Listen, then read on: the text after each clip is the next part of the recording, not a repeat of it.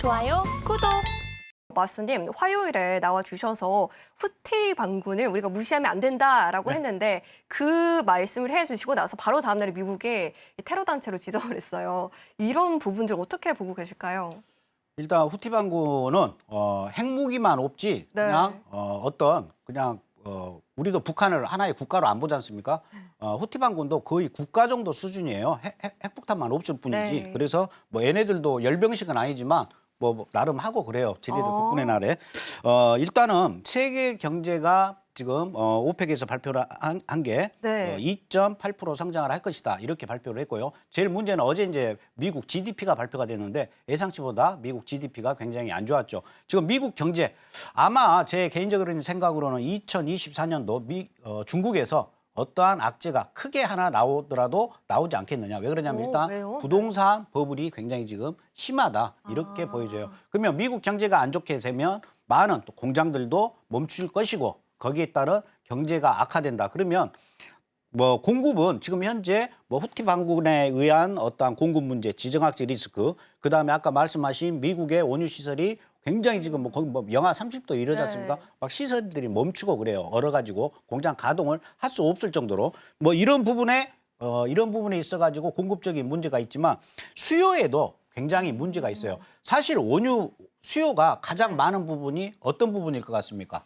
뭐 여러 공장도 있을 거고 그렇죠. 또 우리가 타고 다니는 자동차도 있을 것 같은데 자동차가 많으니까 자동차이지 않을까요? 굉장히 맞을까요? 똑똑하십니다. 네. 맞췄네. 대부분 네네. 사람들은 공장이라고 얘기를 많이 해요. 근데 사실 공장은 지금은 네. 전기라든가 아직까지는 뭐 석탄이라든가 그다음에 LNG 이런 걸 많이 쓰죠. 물론 원유도 사용을 하겠지만 근데 원유의 직접적인 50% 이상의 사용처가 사실상 자동차에 많이 사용이 돼요. 그래서 여름 휴가 유럽 같은 경우에는 차로 많이 돌아다니지 않습니까?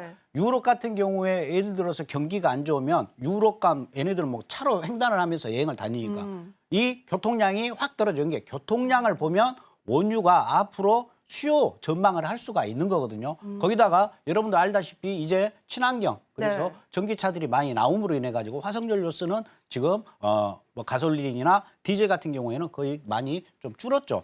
이런 측면에서도 원유 가격은 전체적인 수요 측면에서 지금 좀 불안정하다. 거기다가 만약에 미국 경제라든가 미국 경제는 뭐 연착륙할 거다. 뭐 대부분 그렇게 말을 하지만 뭐 그것도 뭐 하나의 H기니까 뚜껑을 열어봐야겠지만 중국이 지금 가장 큰 문제다. 중국이 만약에 경제가 다시 살아나지 않거나 이럴 경우에는 아무래도 원유 수요에 큰 문제가 생긴다. 그러면 원유 수요에 문제가 생기면 이제 오펙 뭐 국가라든가 오펙 플러스 쪽에서는 이제 반대로 공급적인 차원에서 어떠한 뭐 감산 조치를 한다거나 이러겠죠. 근데 지금 오펙 내에서도 중동의 이러한 지정학적 리스크로 인해 가지고 지네들도 좀 싸워요. 왈가왈부하고 뭐 예를 들어 네가 전망에 대해서. 그렇죠. 왜냐면 얘네들도 정치적으로 뭐 순위파가 있고 뭐 여러 가지 파가 있거든요.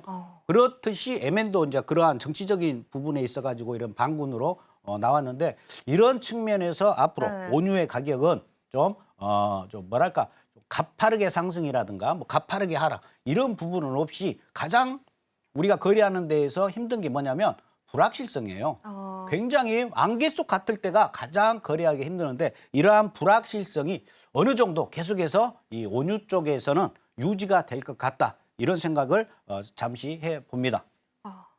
네, 알겠습니다. 일단 크루드오일과 관련해서는 뉴스를 살펴봤듯이 계속해서 이런 이슈들이 끊이지 않고 더해지고 있습니다. 이런 상황이기 때문에 불확실성이 굉장히 높다라고 말씀을 해주셨는데요. 이런 상황에서 혼자서 매매하기에는 너무나도 어렵습니다. 자칫 잘못 방향성을 잡았다가는 큰 손실로 이어질 수 있기 때문에 이런 이슈들을 빠르고 그리고 냉철하게 판단을 해주시는 남한산성 마스터님과 함께 하시면서 계좌를 조금 보호해 가시면서 수익을 내주시면 좋을 것 같습니다. 하단에 QR코드 나가고 있고요. 기본 카메라 어플 켜셔서 빠르게 스캔하시면 링크가 뜹니다. 링크 누르고 들어오시거나 문자샵 0082번으로 남한산성 마스터님 성함 적어서 보내주시면 같은 링크 보내드리고 있으니까요. 두 가지 방법 중에 편하신 방법으로 서둘러서 입장해 주시면 되겠습니다.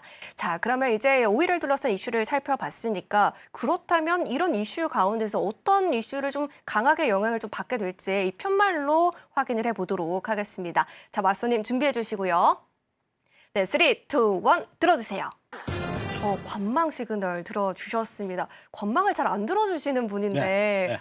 그만큼 시장 상황이 너무 네. 복잡한가 봅니다. 왜 관망일까요? 제가 방송 촬영하기 전까지만 해도 네. 매도 쪽으로 생각을 했는데 갑자기 지금 뭐 양봉으로 날아가는 걸 보고 네. 제가 마음을 바꿨어요. 아. 그래서 그렇다고 해서 또 매수로 바꿀 수는 없고 해가지고 관망으로 했는데 매수로 바꾸면 되는 거 아니에요? 그건 좀 그것도 아직 지금 캔들이 완성이 안 되고 지금 아. 현재 진행되고 있기 때문에 관망이라고 했어요. 네. 일단 차트를 보면서 제가 설명을 좀 드리겠습니다. 지금 현재 오늘 5일 같은 경우에 피벗은 38선이다 이렇게 여러분들한테 말씀을 드리겠는데 오늘 피벗이 72.73입니다. 하방 72.73. 이 선이 깨지면 하방으로 보는 게 맞아요. 그래서 아까 여기에서 음봉이 떨어지면서 이렇게 우하향으로 떨어졌던 겁니다. 근데 지금 현재 갑자기 느닷없이 뭐 양봉으로 이렇게 지금 올라서고 있는 모습이에요. 이 양봉이 24시, 현재 보고 계시는 캔들은 1시간 캔들이거든요. 24시 00시에 만약에 72.86 위에서 종가가 끝난다. 그러면 오일은 여기에서 이제 이렇게 조금 상승을 할 수가 있을 겁니다. 그러면 여러분들은 72.86에서 73.5 종고점 이 부분까지 여러분들이 수익으로 가져가실 수가 있어요. 근데 만약에 지금 24시 00시에 미국장 뭐 시작되고 나서 본장이 들어가고 난 이후에 1시가 됐는데 지금 현재는 양봉인데 이게 딱 꼬리로만 나타나고 음봉으로 72.73 아래에서 끝났다. 그러면 오일은 다시 하방으로 내려갈 수가 있어요. 그러면 72.73에 들어가서 72달러까지. 만약에 72, 오늘의 저점이죠. 72가 깨진다. 그러면 조정 시 다시 여러분들 매도 들어가셔가지고 71.30까지도 보실 수가 있어요. 그래서 오일 같은 경우에 오늘은 왜 간망이냐. 네. 매수도 되고 매도도 돼요. 현재 오일은 지금 깍두기예요. 깍두기니까 깍두기. 72.86으로 안착을 하면 매수. 그래서 73.5까지 끌고 가는 전략. 그리고 72.73 아래에서 그냥 이대로 윗꼬리만 달고 음봉으로 떨어진다. 그러면 그냥 숨도 쉬지 말고 매도로 들어가셔가지고 72.10까지 보시는 전략으로 가시면 되실 것 같습니다. 좋아요, 구독!